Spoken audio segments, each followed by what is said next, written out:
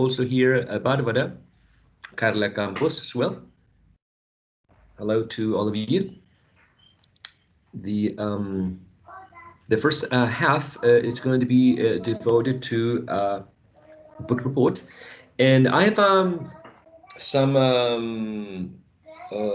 questions about the second half, because in general it was devoted to the intercultural exchange, which we call a COIL project. But as far as I know, there's a spring break for the Mexican students who are participating also in this project. Therefore, I have a question about the second half, particularly to Catherine Salgado and Visania Lara, who are working with the Letters from an American Farmer by Hector St. John de Crevecoeur.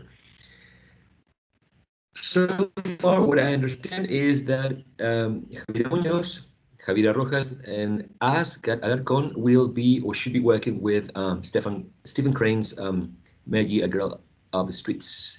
Asgat, hello, Javier Montenegro, Javiera Muñoz, Javiera Rojas, Kevin, Lisette, Marcelo. Good morning, Mr. Nivia, hello. Hello. Hello. Hello, Professor. Hello there. So,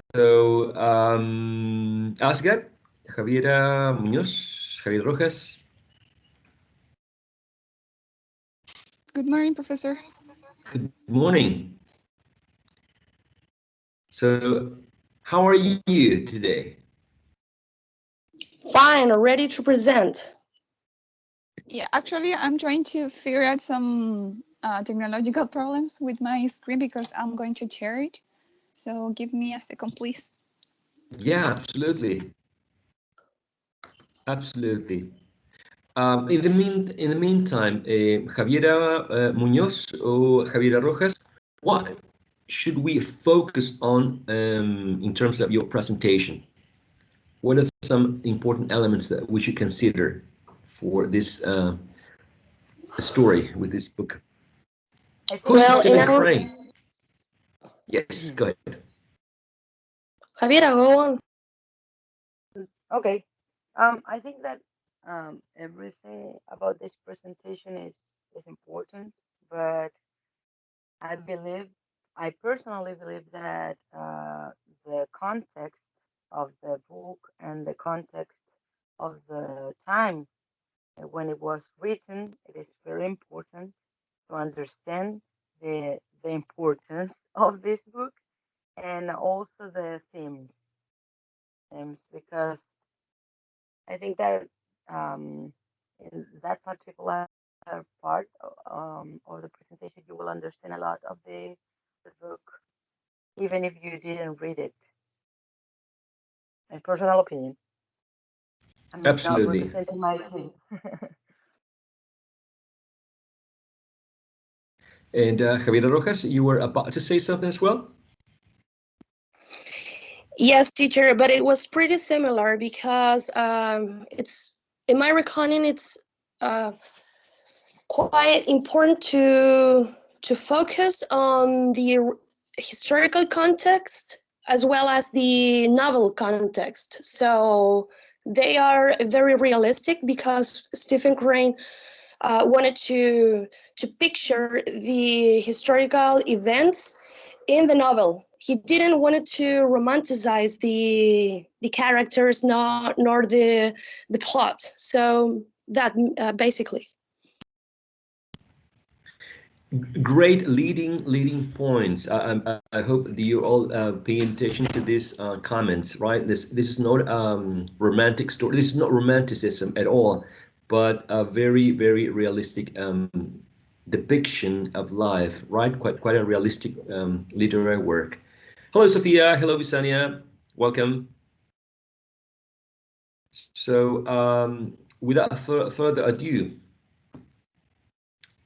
whenever you want, ask at Javiera Rojas, Javiera Muñoz. Mm-hmm.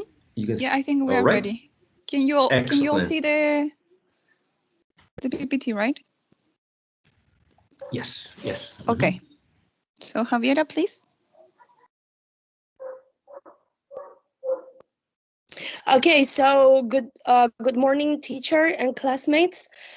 Today we're going to present the book report about Maggie, a girl from the streets, which is presented by Asgat Alarcón, Javiera Muñoz, and who's speaking, Javiera Rojas. Okay, here we can see the table of contents, the aspects that we analyze and we are going to present today. So first, we are going to begin with the summary of this novel. And well, the novel began with Jimmy, who is leading a street fight against a troop of youngsters from another part of New York City's impoverished Bower neighborhood. Jimmy is rescued by Pete, his friend, and when Jimmy and when Jimmy returns to his house, Maggie appears with his little brother Timmy. In this part of the story, the author mentions that both their father and mother are alcoholics and they are always fighting. As time passes, both her father and her little brother Timmy pass away. Maggie and Jimmy grew up and started to work. Then Maggie and Pete began dating because she saw in him the promise of wealth and culture and escape from the misery of her childhood. When Maggie's mother and Jimmy knew that they were dating, they got angry and started to blame her for ruining her life. After this, Maggie leaves home and goes to live with Pete. Jim and Mary affect sorrow and bewilderment at Maggie's fall from grace, and her behavior becomes a neighborhood scandal. And a kind of few weeks after Maggie leaves home, she is in a bar with Pete when they meet Nellie, a shaming woman with a veneer of sophistication who has no trouble convincing Pete to leave Maggie. Abandoned, Maggie tries to return home, but her family rejects her. Finally, the novel ends with the death of Maggie. Jimmy gave the news to Mary, their mother, who stages a melodramatic scene, which ends with her deeply hypocritical, yes, that was the word, and literally ironic concession, "I will forgive her." That was Mary said. Well, then here we have the plot of this novel. First, we have as an introduction in where Jimmy Johnson gets in a fight with boys from another neighborhood. Then the Johnsons, that are the family of Maggie, abuse their children on each other. Maggie Johnson grows up pretty innocent and trusting. Then Maggie falls for Pete and they begin dating. Then Mary, Maggie's mother, dumps Maggie to hell because she she started dating with Pete. Then Maggie leaves her home. After that, Jimmy reports that Maggie is gonna to the devil because she left her home. Then Jimmy started fighting with Pete. After that, Pete abandons Maggie for Nellie. Then Mary and Jimmy shun Maggie. The climax happens when Maggie appeals to Pete, who rejects her. And after that, we have a following action in where Maggie survives as a prostitute until her death. Then Pete, plagued by conscience, threw away money on Nellie. And then Jimmy tells Mary, Maggie's mother, that she is dead. And finally, we have a resolution in where the Miss Smith pressures Mary, who is the mother of Maggie, to forgive her, and she does when she state that she will forgive her. Sorry.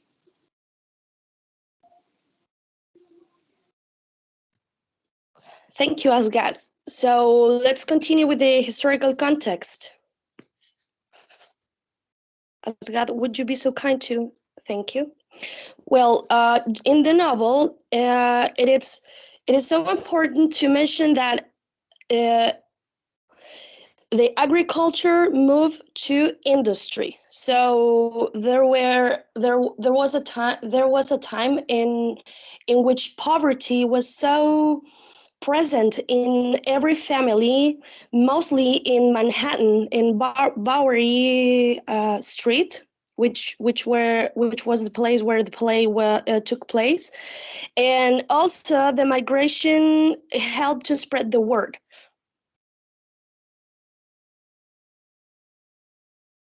Can you continue, Asgard, please? Yes. Well, during the real events in around the 18th, New York was an impoverished place, but then it became the Gilded Age. Can you move again, please?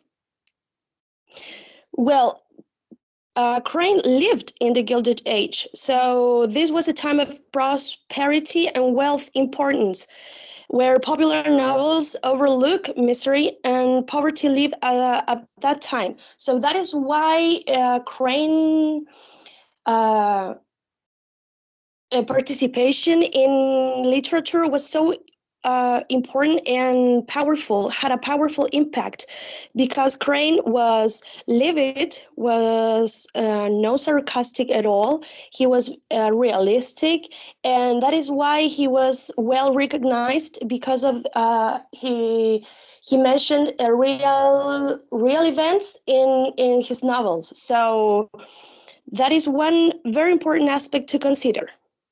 Thank you. Talking about the characters, well, the main character is Maggie. She is absolutely beautiful, as the book describes her, but she's also very naive. So that is why she fell in love with Pete at the very moment she met him, only because he's good looking and wealthy or rich uh, image. She has two brothers, which were Jimmy and Tommy, and well, that is mentioned. She's Pete's lover, and it is supposed that she turns into prostitution during the novel. But it is a supposition, not a fact. Well, then we have Mary, which she's the mother of the three brothers, siblings. I'm so sorry. She is alcoholic as Maggie's father, and she's pretty brutal. She's wide-shouldered, and he has strong fists and hands. She was fighting all the time. She was expecting to fight all the time, as the narration said, because she felt so frustrated and angry all the time. And she is Mr. Johnson's wife. Well, talking about Jimmy, he is Maggie's brother. He is the boy mentioned at the very beginning of the plot, the children who was fighting, and thank you. That's it.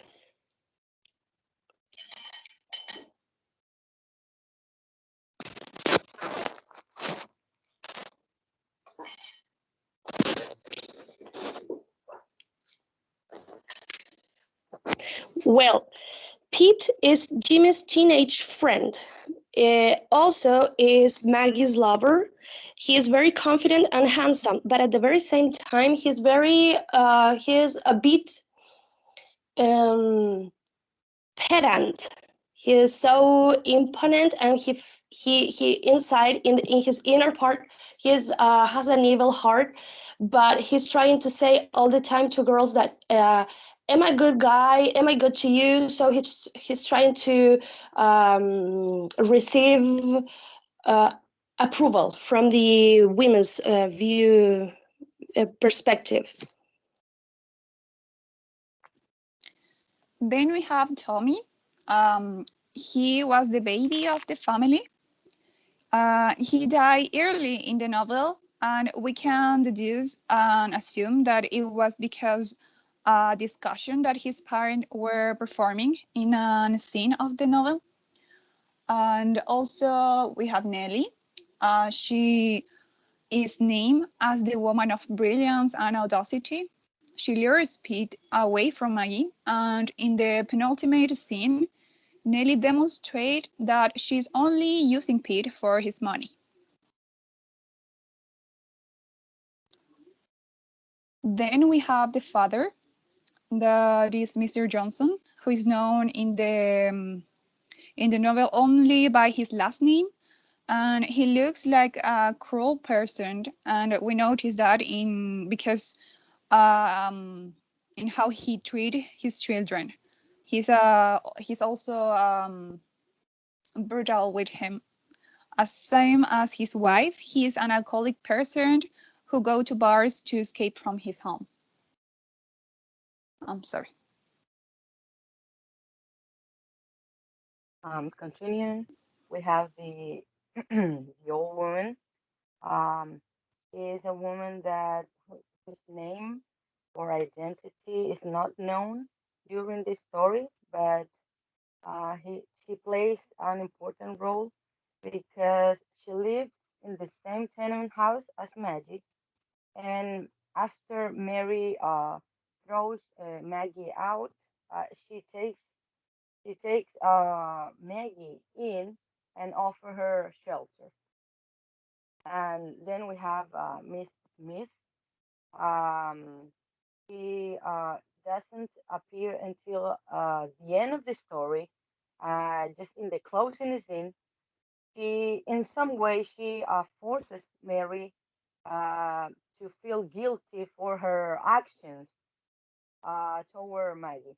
So Maggie was already dead, and Miss Smith forces Mary to say that she has forgiven me. And finally, we have Billy. He only appears at 2 points of the story, but and in two different. Can you hear me now? Yes. Okay, so sorry. So we have Billy that he appears at the beginning and at the end of the story. At the beginning, he appears like a street hermit that fights with Jimmy. But actually, this changed a lot because at the end of the story, we can see Billy fighting with Jimmy against Pete.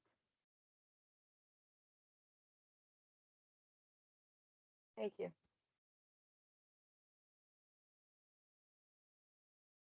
Okay, now we are going to talk about the setting. Um, well, the author pulls no punches when it comes to the setting of the story. In the second chapter, actually, the author described the place where Maggie lives as a sad and horrible place, where a dozen gruesome doorways give up loads of babies to the street and the gutter, and long streamers of garments flutter from fire escapes, and this means that the tenement is overpopulated and children are ignored, uncared for, and abused. The building is coated with filth, while strange odors swirl in the air. And in short words, Crane stands up the worst part of New York City at the end of the century.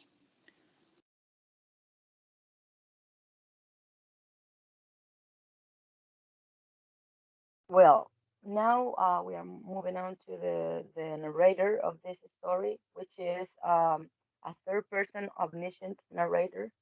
The narrator of this story, it is omniscient because he or she knows what happens all the time and at all the points of the story. And it is also very important to say that he knows the thoughts and the feelings of all the characters in the story, and his point of view is not limited to a single character perspective. So, for example, if we want to uh, say, if we want to recall something that he said in the story, we can say that, for example, he uses a lot the third person pronouns, such as he or she or his or her, and um, some lines that we could mention are like, for example, Maggie began to cry. She sat down on the sidewalk and she feels sorry and she feels sad and lonely. Now, here we can see that the narrator has a view, a point of view of the situation and also of the feelings of the character.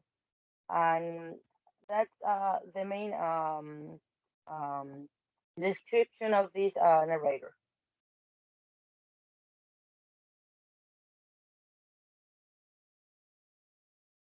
Okay. Now we have the themes.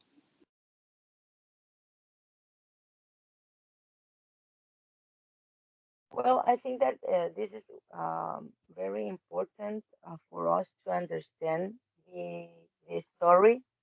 Uh, the first theme that I can mention is the immigration.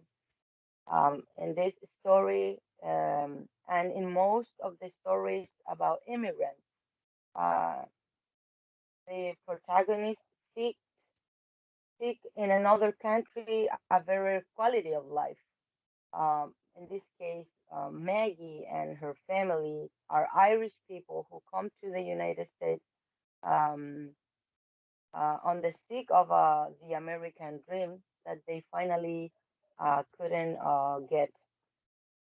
Now we have violence, and in this story is a content theme from the beginning to the end. We can see gender violence, domestic violence, and sexual violence, among others, other type of violence. For example, Jimmy hits and fights with another children. Mary hits Jimmy for fighting. Maggie receives constant psychological violence from her mother. And so the violence in this novel is so common that at some points you get used to it. It goes unnoticed. Um, we also have poverty. Um, um, in in this story, the character, far from finding happiness and economic stability in the United States, they become just one number in the long list of poor people in the U.S. And due to misery, of course, Maggie must become a prostitute, and she goes through a lot of heartbreaking experiences and situations. Throughout this story, we can see Maggie trying to fight poverty, but every time she's close to succeed, something happens, and she backs to all the way where she started. Finally, we can see social class, which is a recon theme in this story. Throughout the novel, we can read and conclude that the author wanted to show us that poor people have no way to get out of poverty, um, and that people are always going to be poor. Um, I think that the author's intention is to make us understand that once you are born into poverty, there is no hope for anything better in life. So that's why the novel doesn't have a happy ending, and instead of that, the protagonist dies, and and she dies in the midst of poverty and, of course, suffering. Thank you.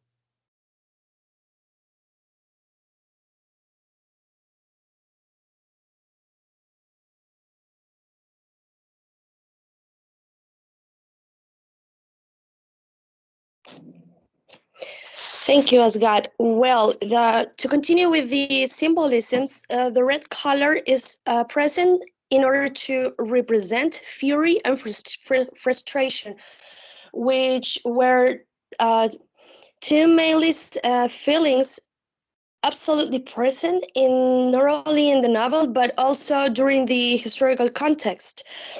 Uh, Fury and frustration were the triggers that motivated people to drink a lot of alcohol because they were so poor and so miserable. They have so miserable lives that they needed to escape in some way. To continue, the dog, as Crane mentions, represents the loyalty that Maggie and Jimmy felt for the way they loved. And the bugs and flies represent how humans prefer to observe themselves as civil beings and as a part of a global mass. Thank you.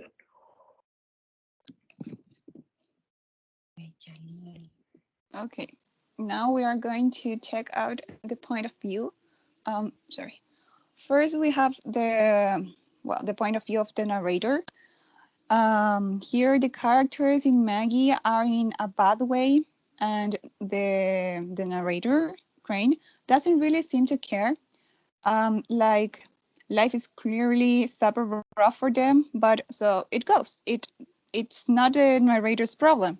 And this attitude is a classic naturalistic narrator quality, as my classmate mentioned.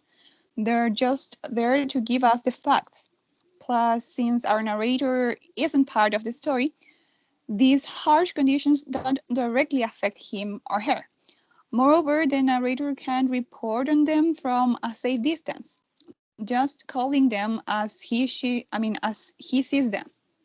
And on the other hand, regarding our point of view, we consider that this novel is very critical because the author showed the realism of that century with events with true to life details without judgment, which tends to focus on the poor or working class. And well, that was our presentation.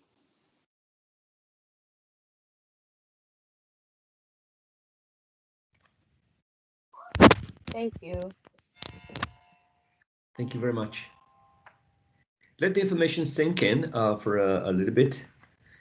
I'm sure that many of your classmates may have some questions. Particularly, I'm thinking about the um, classmates of yours that have already given their presentations on, for example, the Joy Luck Club or the jungle or the death of a salesman.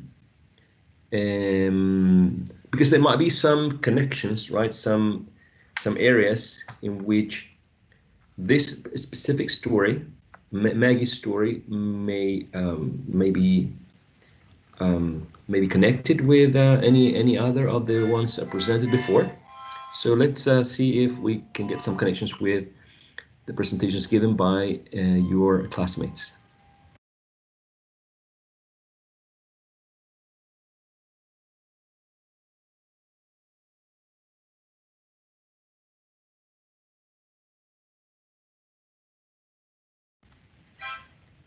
So in the meantime, in the meantime, I have a question for the group. Okay, because you mentioned naturalism several times, or the adjective naturalistic, right? So my question is quite specific to that area. Which naturalistic elements are present in this story? What do I understand by naturalism or a naturalistic approach, and which elements are present here? Yes. Actually, he developed um, literally realism, and the main like elements that we can observe are the themes, um, like poverty, like violence, like suffering, because it shows us the reality of that time, of that age. Yeah, and actually, he just, didn't show like well, he actually show us the real situation that happens in that time. But if we contextualize that, it is still happening in some part of, I don't know, the country, in where there are still people who live in poverty, who has these problems with alcohol, and that gathering violence. So there are also things that are still present. And those aspects are still present and mainly present in the time of agriculture. So when the industry came, uh, it came with it the wealthy and prosperity. So it started to change a little bit the social climate of the historical context, and as well the one in the novel. Um, I would like to add that Yes. this novel was like considered as the first work of naturalism in American fiction. That's why it is so important. Even though at the beginning no one wanted to finance or publish the book, then it turned into a really important novel because of naturalism. Right. The Can I add naturalist. something? Yes, absolutely. Go ahead, please. Okay, I was going to say that here also is well, we can also notice that there exists migration, because actually I read that this family, the Johnsons, comes from Ireland, I think so. So they were also discriminated maybe, and that is why he lives. They lives. They lived like in that circumstances. Right, right. That's the idea. I just wanted to point out that naturalism is a literary genre, right? And realism, they are quite connected. And I think that naturalism is like extreme version of realism.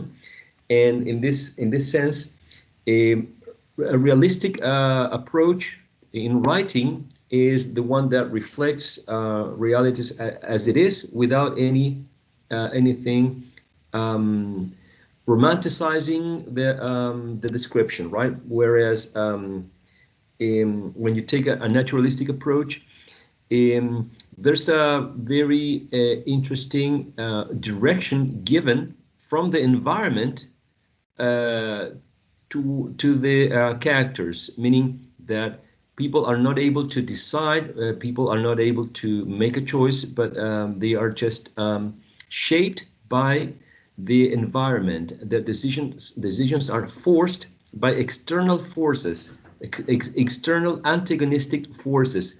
Therefore, they're not able to decide. They continue struggling in society, right? But the only one who makes it is the strongest or the fittest. So that's why it's connected with Darwin's theory of evolution. Naturalism is connected with this theory that Darwin at some point designed to explain how some survive and basically the fittest, right? And in this sense, naturalism is a bit more pessimistic, right? Because human beings do not matter to not to nature. Things just happen. If someone is killed, it was just meant to be, and it had nothing to do whether the person was good or bad. And a realism in this sense describes as close as possible what happened in a sort of a photographic style.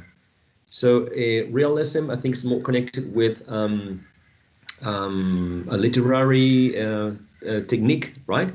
But my question had to do with which elements from naturalism, all these, pessimism present, the fact that the characters cannot decide, the character's future is actually shaped by someone else's or by other decisions. If you think about Maggie, was Maggie a real protagonist in the story? Was she able to lead her life in the way she wanted?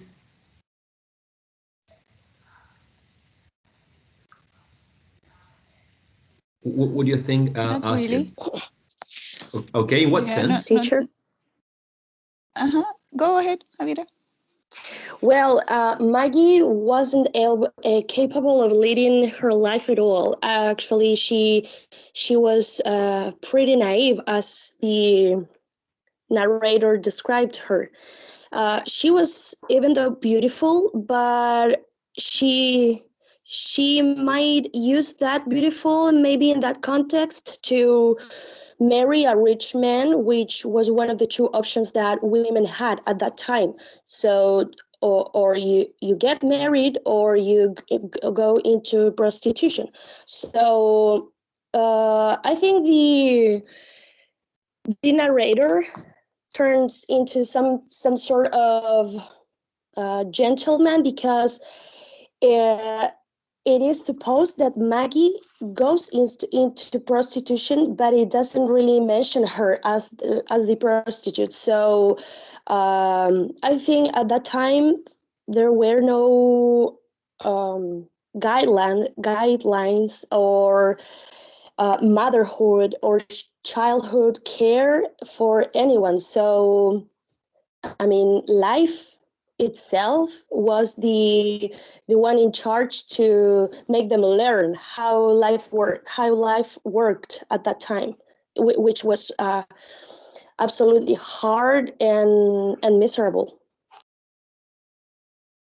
I would like to add that actually taking that into consideration, life and harsh situations become a character in this story, and maybe the main character, because life and bad experiences and situation um, um, make the other characters, Maggie, to go through some uh, experiences in their life and finally get to a point where they go into prostitution, as Javiera said, or finally die. Thank you very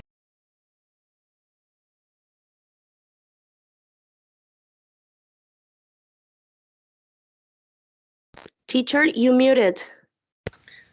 Sorry, thank you. There's a question in the chat box. Fernanda Diaz is asking a question. Maybe ask it. You could handle the question if you want. Um, Can someone read it, please? Because I can see the chat. sure, Fernanda. Fernanda Diaz.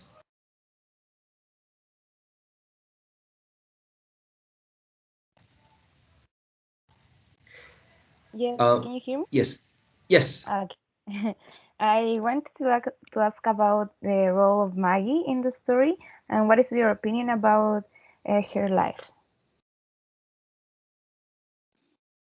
Okay, thank you.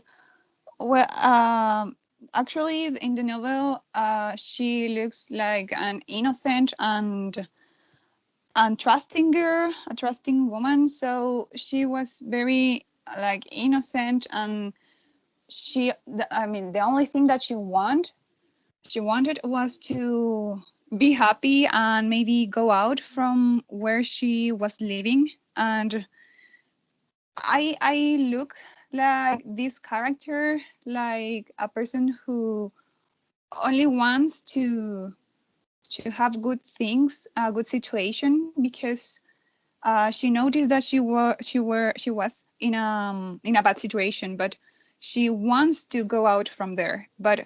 Um, um, but it couldn't happen because of the context. I mean, for the context in was she was. I mean, in the in the context that she was, because of how that social. I mean, how the social aspects of that in that situation and in that century was. So it was very difficult to her, and that is why she ends living as a prostitute.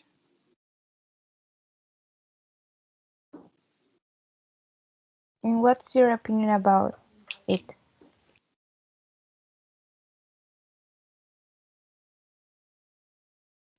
Well, I think okay, yeah, sure. can I add just something, a little thing that I believe that she was actually very determined because she tried a lot to get out of that situation, but to be a better person, to have a better life. But I believe I strongly believe that she was like the product of a series of unfortunate events, but but she actually wanted to get a better life, but she finally couldn't. Yeah, I also think that she wasn't deserved to be like in that situation. She deserved like a better life, because all that was around her hurt her, her family, her boyfriend. So it was like hurtful for her. That's a very interesting perspective when you say that she didn't deserve all the consequences or all the events that took place, because from a naturalistic point of view, you don't deserve it, but it actually things happen to you from a very objective point of view. I mean, it's not like you behave well, so you deserve a prize or a good job, a job position somewhere. But that's life. Is the way it is, right? Mm-hmm. Yeah, as same as happens to Tommy, the baby of the story, because he died, and actually we analyzed that part of the novel, and we tried to figure out how he died, because there is not explicit, there is not anything explicit. So we deduced that he died during a fight in where his parents were fighting. So because they were drunk, so they didn't notice maybe that he was there. I don't know, maybe someone fall to him, or I don't know, but he died in that moment. We can deduce that during the fight. Right, probably negligent treatment from her parents. I think so. That was the cause of his death. So that Um, makes yes, Javier? I would like to say something that I just remembered I read about that characters in this story do not deserve some things to happen, and it has to be. I don't know if I'm right, because I'm not completely sure, but I know there was something like determinism, that everything that happens to the character was like already determined, or like um, predestined, and it was supposed to be like that, and they have no way out, and even if they fight and do whatever they wanted to do, that's how life it will end, and that what will happen to every character um, in the story. Yeah, and that is what this genre tried to show us. Right. Deterministic and pessimistic approach to life. And then you may even be a little bit of a naturalistic person if you think that sometimes you cannot escape in the environment, that sometimes some of the decisions are already shaped by some external factors. For instance, how much money your parents make, where the place you were born, the opportunities that life has given you, the opportunity to get education or not to get education, the opportunity to eat a healthy diet or just eat something that's not going to be very um, it's not going to give you enough energy to concentrate, for instance.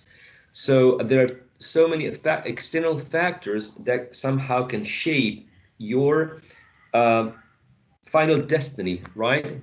Or the course of your life.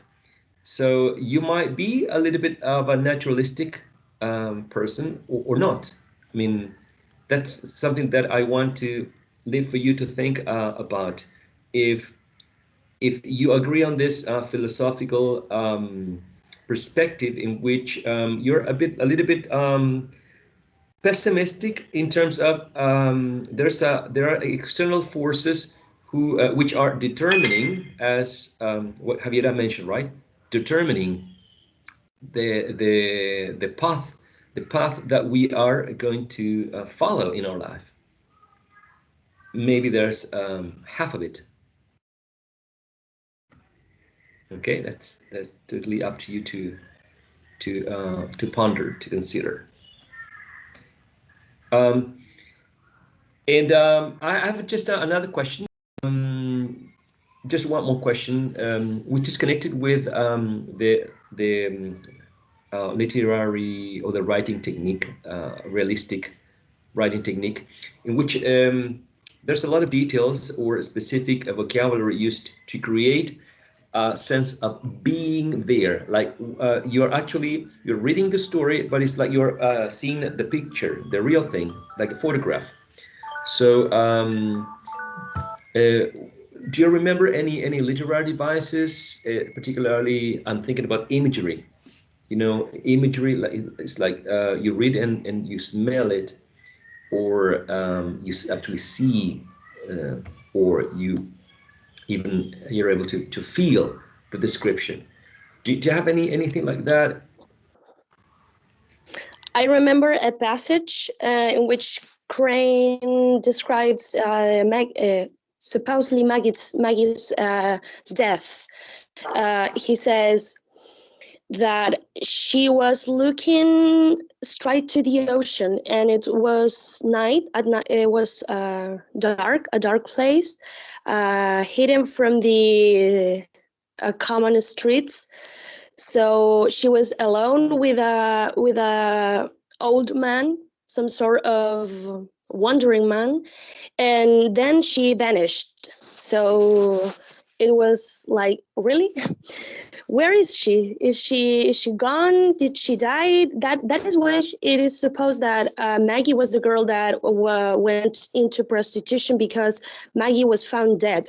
But it doesn't mention how. But it gave me a sensation of isolation, in some way, a bit of peace, and uh, discrimination.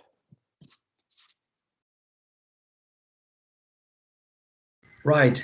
And it's this old discrimination present and the immigration element present in the story, and the impossibility of the characters to choose, to really have the ability or opportunity to choose, is present not only in Maggie, a girl from the streets, but if you remember Karin's, Camila's, Carla's, and Jocelyn's presentation on the jungle, many of the characters did not have a choice, did not have any choice at all when they went to the meat packing industry. They could die that very same day from an accident, and no one would care. Um, and that's part of this deterministic forces that are shaping our destinies, right?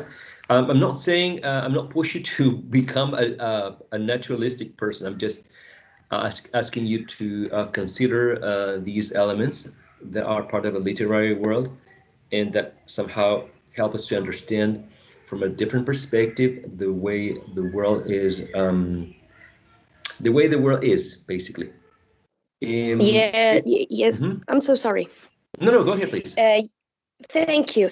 Yes, teacher, because this book teach us, and at least I can speak for myself, teach me how how life injustice and status quo was very determined at that time. So, well, we can see status quos until today, not so hard and noticeable, but there are uh, some slightly details about that nowadays. But imagine how hard might be to live in that time. So I think that Maggie and the toddler Tommy, his younger brother, died as victims of injustice and status quo as a representation of a social phenomenon.